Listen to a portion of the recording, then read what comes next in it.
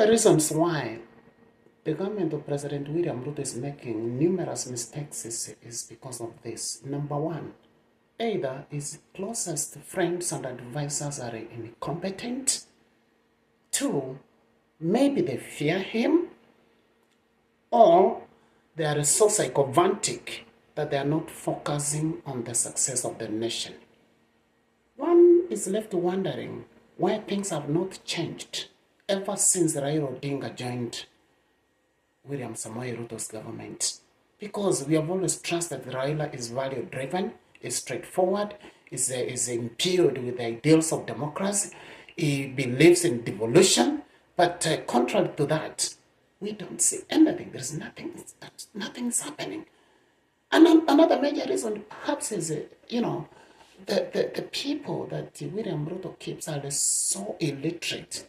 They lack knowledge on government policy.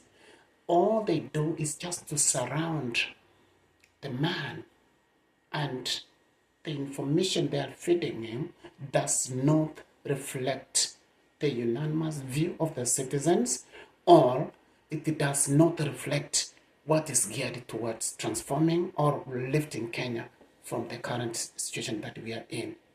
So, if I were Ruto today, I will look at my shadow, I'll look left and right to see the type of men and women I'm keeping as my closest friends and advisors.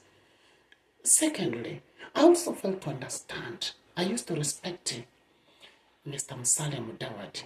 I believed that his sopa is a very straightforward man, is somebody who speaks his mind, but I'm so perturbed to realize that he's, I don't know, maybe labda naogopa Ruto. Is Mudavadi a leader?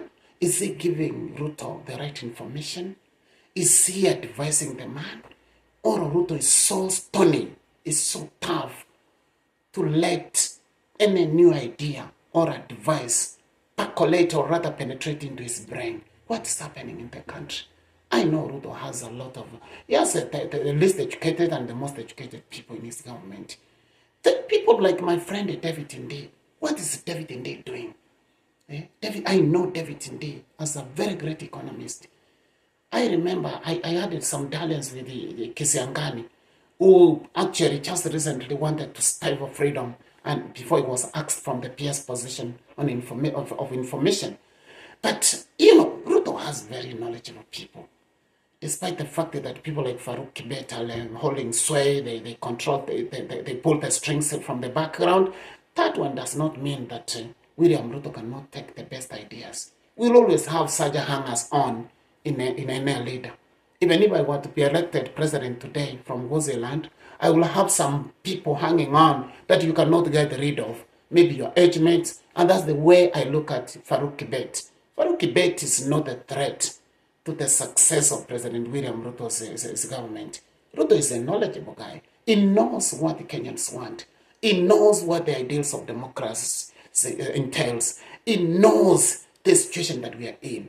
He understands the challenges that are facing the country. And in fact, I think Ruto understands that if I do ABCD, the country will get out of the abyss. But perhaps he wants to see us, swimming in problems, in challenges, so that Sazira atafungulia pesa. Unajua, siasa inakuja. In the next two or so years, we are going we'll be going to the campaigns. But the pesa za campaign nazo, sio pesa za maendeleo. Pesa za kununua sukari. At the end of the day, the sun will continue rising from the east and setting to the west. So, I fail to understand. I'm trying to think on what advice is Raila Odinga, Musalia Mudavadi, Moses Wetangula giving President Ruto, working Amazon King. These are people whose ideas I believe that once they surround this president, they are likely to give him the right information that will steer our country forward and get us out of the mess that we are in.